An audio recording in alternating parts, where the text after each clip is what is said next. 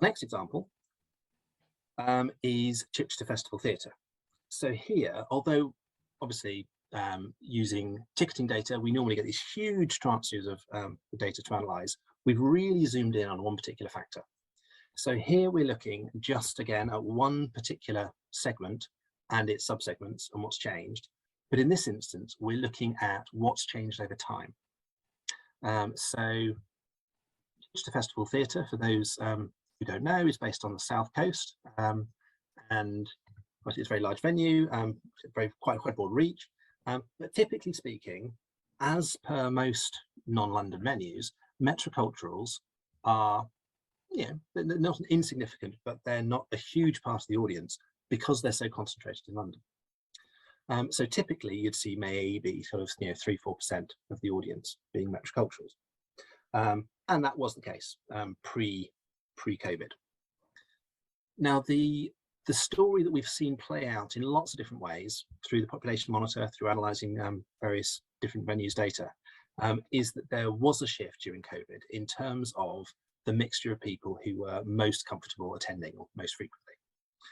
And typically we saw that people being really highly engaged, urban-based, and being young were three of the key factors that tended to drive attendance up.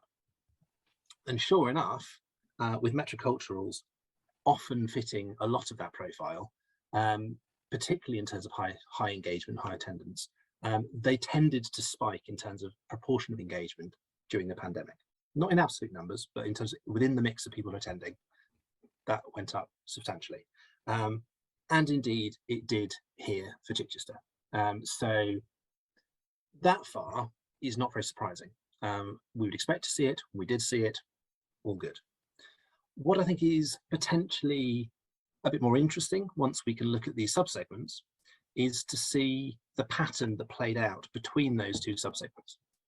So as Anne mentioned, you've got sort of the older, more established, more affluent M1 group, the younger M2 group, sort of earlier in career, etc.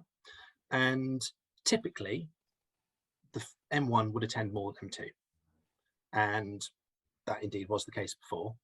So that roughly double the proportion of the attenders were from M1 than M2. And both of these groups grew during COVID. So they both went up, they both followed the same kind of pattern. They're both highly engaged, they're both urban, makes sense. But notably, the M2 group grew faster. So from being about half the proportion, it ended up even higher than the M1 group in terms of the mix of people attending. And although it's fallen away again a bit as a wider range of people have been going out and engaging, you can still see the levels are relatively elevated. We'll see how that plays out over time as the other segments come through. But this kind of flip between the prominence of the two subsegments tells us something interesting about that particular moment in time and who is prepared to do what and engage where.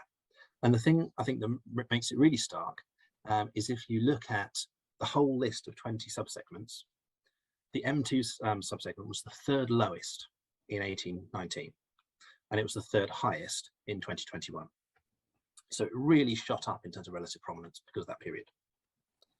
Now, of course, we're hoping that the kind of extreme peak of COVID that we've seen in recent years hopefully isn't going to recur to quite the same degree.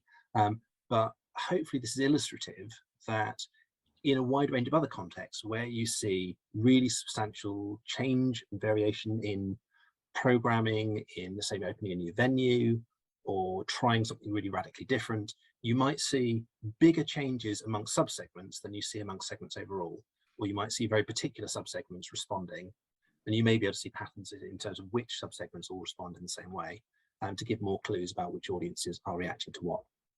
So that's kind of an illustration really about how a particular moment in time can see changes in particular subsegments.